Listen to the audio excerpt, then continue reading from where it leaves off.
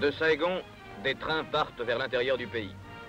Les chemins de fer d'Indochine et les troupes de l'Union française réussissent ce tour de force, entretenir une activité ferroviaire dans un pays bouleversé. La régularité des départs est altérée quelque peu par la nécessité stratégique de la surprise. La Rafale est au train ce que le convoi est au camion. Un ensemble de 4 ou 5 rames se suivant à faible distance. Mais un convoi de train a la puissance du rassemblement des forces qu'il représente. Aussi, chaque train est-il armé de canons sous tourelles, de mitrailleuses, doté de postes émetteurs.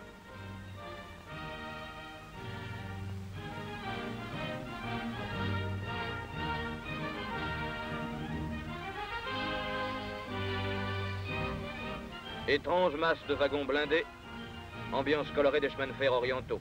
Une seule chose ici nous rappelle l'image traditionnelle d'une gare. L'heure du départ est fixe, coquetterie d'un cheminot que hante la nostalgie des indicateurs Chex.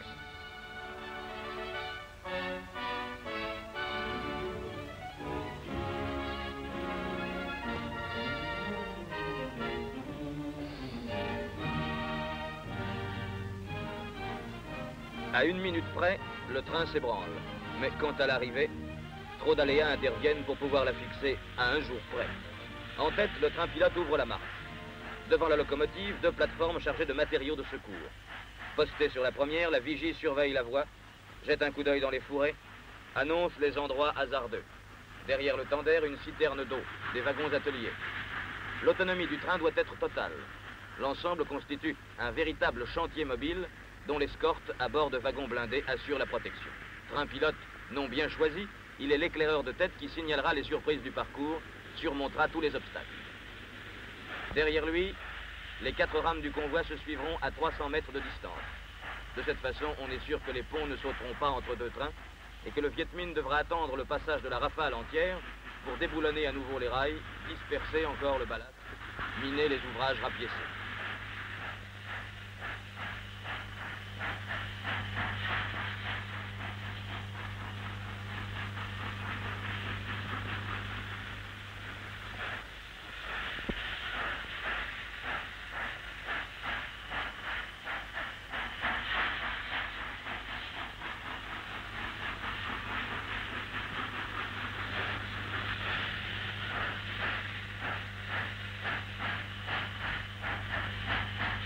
Chaque rame possède son escorte de protection, dotée de puissants moyens de défense.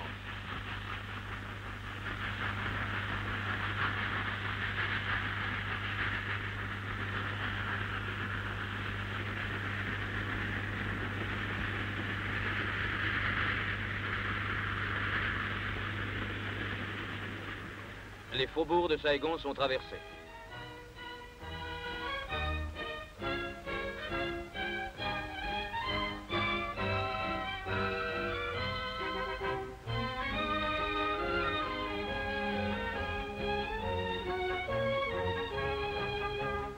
Chacun s'installe à l'intérieur des wagons, bagages et marchandises à portée de la main.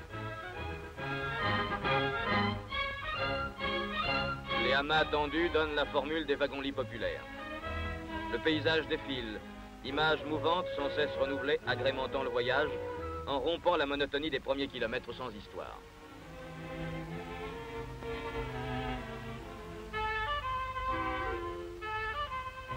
Un pont, rien de suspect. Tout semble normal aux alentours. Une vérification est cependant indispensable avant de le franchir. Pas de poutre sciée, pas de mine, le train peut poursuivre sa course.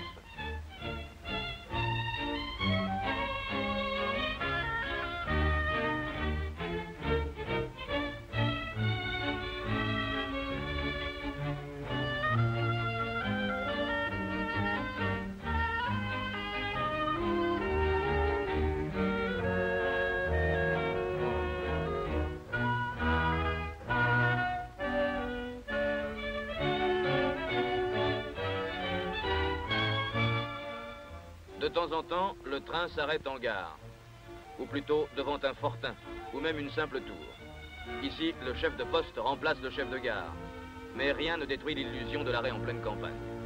Le train demeure en contact direct avec la population des villages proches. Au milieu du brouhaha de l'étape, du déchargement des marchandises, c'est le petit commerce bien oriental qui s'organise sur les quais.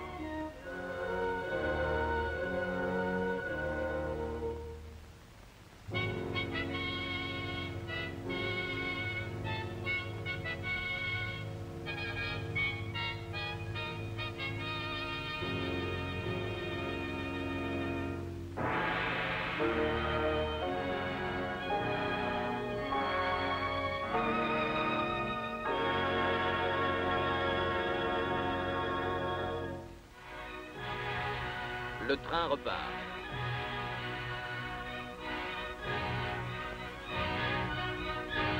En pleine brousse, c'est un endroit propice à l'embuscade. La marche se ralentit. Les veilleurs sur les toits ouvrent l'œil. Le convoi resserre ses rames.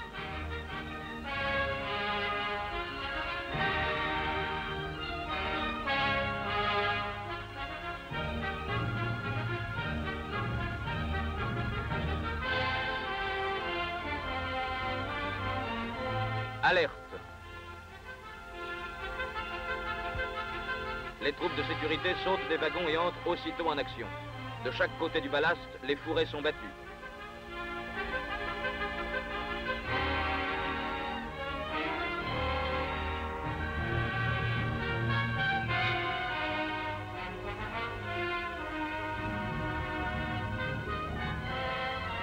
Incidents fréquents. Rochers accumulés, rails enlevés, malgré la surveillance des postes et des patrouilles chargées d'ouvrir la voie ferrée. Mais quelques heures d'un travail méthodique et acharné permettront de réparer la voie.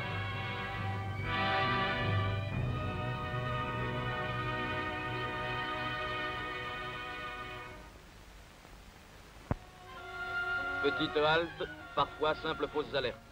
Le coup de sifflet annonçant le départ rend chacun à ses occupations.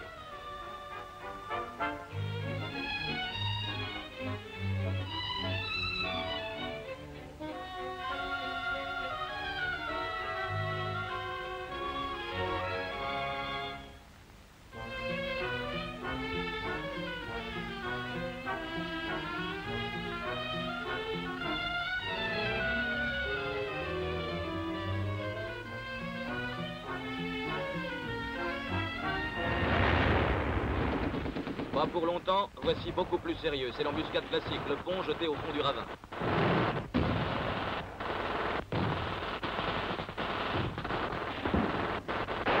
La riposte est rapide, brutale.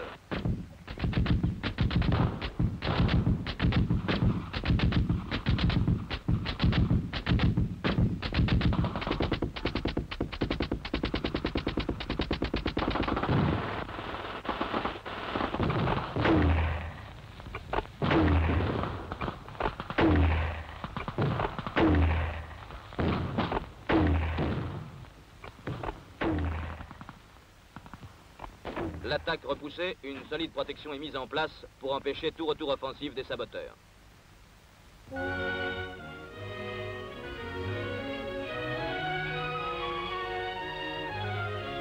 Au plus près de la coupure, les matériaux de réparation sont déchargés.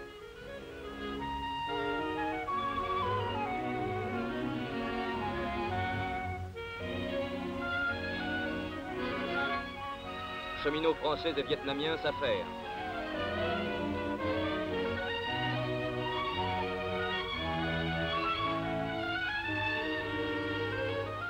Le travail sera difficile. Un pont de fortune doit être établi.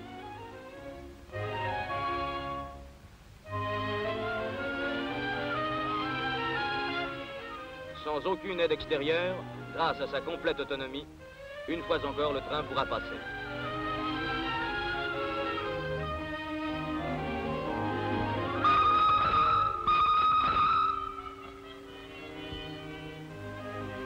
La Rafale a créé en elle-même et tout le long de son parcours une vie pittoresque et émouvante.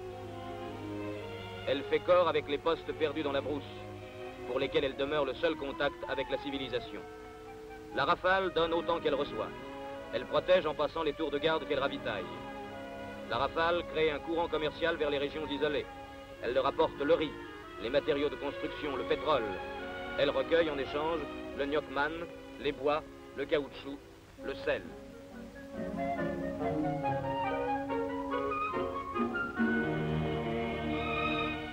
La Rafale, ce grand bateau terrestre armé pour la bataille, compte autant de victoires que de voyages.